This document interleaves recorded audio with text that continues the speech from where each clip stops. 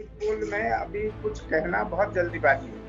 वही channels exit poll दिखा रहे हैं जो रात और दिन, जिसको गोदी मीडिया कहते हैं। मैं 2019 की बात कर लूं, 14 की बात कर लूं और अब 24 की बात कर लें, ये बहुत हैट्रिक जो रिकॉर्ड अब बीजेपी के पक्ष में उत्तराखंड में बन गया है। लग रहा है कि संकट अब कांग्रेस पार्टी का बहुत ज्यादा बढ़ने वाला है। क्या आपके हिसाब से क्या लग रहा है? चाहे पौड़ी की बात कर ले, चाहे हम हरिद्वार की बात कर ले, चाहे हम टिहरी की बात कर ले, नैनीताल की बात कर ले, अल्मोड़ा की बात कर ले, लग रहा है कि कांग्रेस पार्टी का सिक्का चलने वाला है इस बार?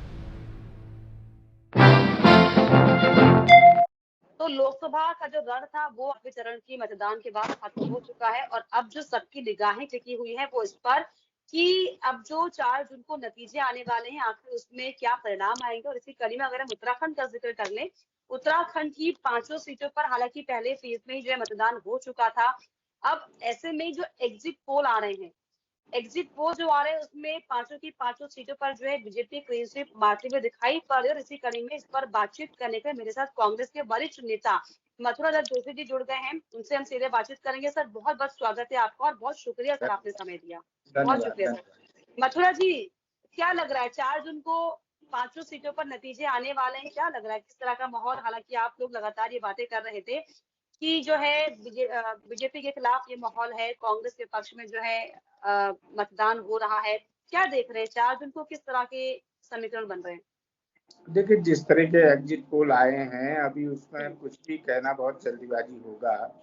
हम लोग तो लोकतंत्र में विश्वास रखने वाले लोग हैं, जनता जनार्दन के ऊपर विश्वास रखने वाले लोग हैं। 4 तारीख को हमें उम्मीद है कि निश्चित रूप से कांग्रेस के पक्ष में रिजल्ट्स आएंगे। कांग्रेस के पक्ष में लोगों ने मतदान किया होगा, क्योंकि पूरे प्रदेश में जिस तरह की बातें थी, चाहे अंकिता भंडारी हत्याकांड हो, चाहे बेरोजगारी का मामला हो, अग्निवीर का मामला हो, चाहे आप अन्य मामले भी लगा दीजिए, जिस तरह से चारधाम यात्रा पटरी से उतर रही है, तमाम मुद्दे थे। उन मुद्दों को लेकर हम जनता के बीच में गए थे और हमने अपनी बात जनता के बीच में रखी और हमें उम्मीद है कि निश्चित रूप से उत्तराखंड की महान जनता ने कांग्रेस के पक्ष में जनादेश दिया होगा, कांग्रेस के पक्ष में फैसला किया होगा। जब आप 4 जून को देखेंगे तो निश्चित रूप से कांग्रेस पार्टी जीतती हुई नजर आएगी। हालांकि आप ये कह रहे हैं कि 4 जून को जो है कांग्रेस पार्टी जीत रही है, लेकिन अलग अलग जो एग्जिट पोल हैं वो साफ तौर पर क्लीन स्वीप कर रहे हैं सर इस बार भी। और हालांकि कुछ 2 सीटें ऐसी हैं, चाहे हम हरिद्वार का जिक्र करें, चाहे हम पौड़ी का जिक्र करें, जहां पर ऐसा लग रहा है कि हो सकता है कि ऊपर नीचे आंकड़े जाएं। लेकिन जो तस्वीर बनती हुई दिखाई पड़ रही है मथुरा दत्त जी, उसमें आपको क्या लगता है कि अगर हार का सामना कांग्रेस पार्टी को करना पड़ रहा है, ये दुगनी चुनौती क्या आपके लिए हो जाएगी? क्योंकि अब निकाय चुनाव का रण भी सामने है, उसके लिए भी अब आप लोग तैयारी कर रहे हैं। नहीं, देखिए, हर चुनाव का अपना अपना एजेंडा होता है चुनाव लड़ने का। पार्लियामेंट के चुनाव की अलग बात होती है, असेंबली में अलग मुद्दे होते हैं, नगर निकाय में बिल्कुल अलग मुद्दे होते हैं। ठीक है, हाँ। लेकिन हमें विश्वास है कि जिन मुद्दों को लेकर हम जनता के बीच में गए थे और हमने, जैसे अग्निवीर की बात है, आपको हमने अग्निवीर के मामले में कहा था कि अग्निवीर हम योजना को समाप्त करेंगे और जैसे सामान्य भर्तियां फौज में होती है वैसी भर्ती लागू करेंगे। हमने अंकिता भंडारी हत्याकांड में न्याय दिलाने की बात कही थी। हमने बेरोजगारी में नौजवानों को रोजगार देने की बात हमने इस प्रदेश में कही थी। हमने अन्य मामलों में भी पर्यटन प्रदेश बनाने की बात की थी, नई बात करेंगे कहा था। और 5 न्याय 25 गारंटी हमने दी थी। महिलाओं के खाते में हम 1 लाख रुपए पर ईयर डालेंगे कहा था। किसानों को एमएसपी का लाभ देंगे कहा था। तो इन मुद्दों को लेकर पार्लियामेंट का चुनाव हुआ है और 2 सीट में आप भी मान रहे हैं, हम भी मान रहे हैं, हम अपने को बिल्कुल ही मजबूत मान रहे हैं और श्योर मान रहे हैं कि हरिद्वार और पौड़ी लोकसभा क्षेत्र में हमारी जीत होगी। बाकी में हम नेक टू नेक फाइट में हैं। मैं इसलिए बात कर रहा हूँ कि अल्मोड़ा में हमारी बहुत अच्छी पोजीशन है। अल्मोड़ा में हमने हर मुद्दे को उठाने का काम किया। उधम सिंह वाली सीट में हम अच्छी पोजीशन में है। टिहरी वाली सीट में जिस तरह से रानी के खिलाफ माहौल था, देखिए उस हिसाब से हम लोग इस बात को कह रहे हैं।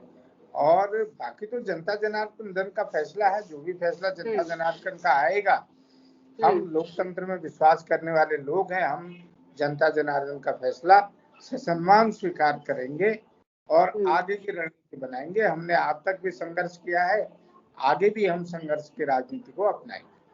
चलिए, संघर्ष की राजनीति को आप अपनाएंगे, ये बात आप कह रहे हैं मथुरा जी। अब लगता है कि संघर्ष कांग्रेस पार्टी के लिए और ज्यादा बढ़ने वाला है, क्योंकि अगर हम उत्तराखंड की बात करें, पुष्कर सिंह धामी ने जिस तरीके से मिथक भी तोड़ा, और जिस तरीके से अगर मैं 2019 की बात कर लूं, 14 की बात कर लूं और अब 24 की बात कर लें, ये बहुत हैट्रिक जो रिकॉर्ड अब बीजेपी के पक्ष में उत्तराखंड में बन गया है। लग रहा है कि संघर्ष अब कांग्रेस पार्टी का बहुत ज्यादा बढ़ने वाला है। क्या कांग्रेस पार्टी को अब नई रणनीतियों पर काम करना जरूरी है, क्योंकि जिस तरीके से एग्जिट पोल आ रहे हैं सर, ये बहुत निराशाजनक है कांग्रेस पार्टी के लिए। नहीं, मैंने इसलिए कहा ना, एग्जिट पोल में अभी कुछ कहना बहुत जल्दीबाजी होगी। ये वही चैनल्स एग्जिट पोल दिखा रहे हैं जो रात और दिन, जिसको मोदी मीडिया कहते हैं, जो रात और दिन मोदी मोदी, अमित शाह भारतीय जनता पार्टी की बात करते हैं। आप एक बात देखिए कि चुनाव बेरोजगारी पर हो, महंगाई पर हो, अग्निवीर पे हो, अंकिता भंडारी हो, अगर इन मुद्दों के ऊपर जनता ने वोट नहीं दिया है तो फिर इसमें बहुत कुछ कहना, मैं समझता हूँ कि बहुत कुछ कहना ठीक नहीं है, कुछ भी नहीं कहा जा सकता है। अगर आप ये कह रहे हैं कि ये एग्जिट पोल जो है गोदी मीडिया का है, आपके हिसाब से क्या लग रहा है? चाहे पौड़ी की बात कर ले, चाहे हरिद्वार की बात कर ले, चाहे टिहरी की बात कर ले, नैनीताल की बात कर ले, अल्मोड़ा की बात कर ले, लग रहा है कि कांग्रेस पार्टी का सिक्का चलने वाला है इस बार? निश्चित रूप से चलेगा लता जी। मैंने कहा ना कि हमने जन मुद्दों को उठाकर चुनाव लड़ा है और उनके लिए संघर्ष भी किया है। अंकिता भंडारी के लिए हमने प्रदेश अध्यक्ष करण मेहरा जी के नेतृत्व में 7 दिन तक लगातार जेल भरो आंदोलन किया। अग्निवीर के लिए हमने 5 लोकसभा क्षेत्रों में तमाम धरना, प्रदर्शन, आंदोलन, तमाम चीजें की। नौजवानों के बीच में जाके कहा कि अगर कांग्रेस की सरकार आती है, इंडिया गठबंधन की सरकार आएगी तो हम अग्निवीर योजना खत्म करेंगे। जिस तरीके से उत्तराखंड का नौजवान पहले से सिंपल एक साधारण भर्ती के तौर, एक नौजवान के तौर पर सिपाही के तौर पर भर्ती होता था, 16 साल की नौकरी करेगा, 16 साल से 36 साल की नौकरी करके आएगा, ये व्यवस्था हम करेंगे। पुरानी पेंशन हमने मुद्दा दिया था, हम बहाल करेंगे, जो भारतीय जनता पार्टी ने खत्म किया। अगर कर्मचारियों को, अगर हमारी बात में विश्वास नहीं हुआ तो मैं कुछ नहीं कह सकता हूँ एग्जिट पोल के बारे में। हाँ, हमें भरोसा है कि हाँ, कर्मचारियों ने, महिलाओं ने, नौजवानों ने, किसानों ने, इस प्रदेश के बेरोजगारों ने निश्चित रूप से कांग्रेस पर, कांग्रेस की योजनाओं में या कांग्रेस की घोषणाओं में विश्वास किया होगा कि हमको अच्छा बहुमत यहाँ मिलेगा और 2 सीट तो हम निश्चित रूप से जीतेंगे। 3 सीट में हम निश्चित रूप से, कुछ भी हो सकता है, हम भारतीय जनता पार्टी को टक्कर देंगे। चलिए, 2 सीटों पर आप ये कह रहे हैं कि अभी भी जो है कांग्रेस पार्टी निश्चित तौर पर जीतेगी। तो जोशी जी, अभी किस तरह की बातें चल रही है पार्टी में? अभी आप पार्टी कार्यालय जाते होंगे, कांग्रेस के नेताओं के साथ आपकी मीटिंग होती होगी। किस तरह का माहौल आपकी मीटिंग में है? किस तरह की बातें हो रही हैं?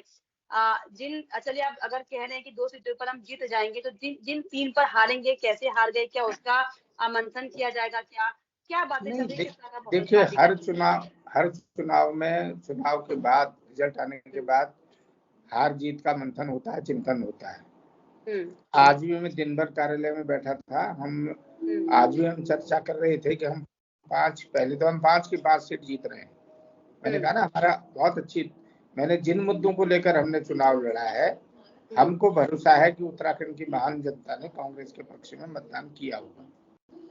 अगर खुदा न खास्ता या कोई परिस्थितियां ऐसी बनती है, ठीक है, क्या हम उसमें, हमारा मार्जिन रहता है, किस तरीके की जीत होती है, किस तरह की हार होती है, ऐसे चिंतन करेंगे, मंथन करेंगे और आगे की जो राजनीतिक रणनीति है उसमें विचार विमर्श करेंगे। उसके लिए हम संघर्ष करने के लिए तैयार हैं।